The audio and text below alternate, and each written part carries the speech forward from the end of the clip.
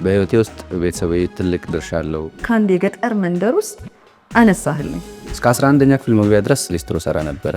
ጫማ ተቀዶ መጠገን ትልቅ ስኪል ነው እና በቃ የመጠገንን ነገር እዛ ጊዜ አግኝቼዋለሁ ያስባለሁ።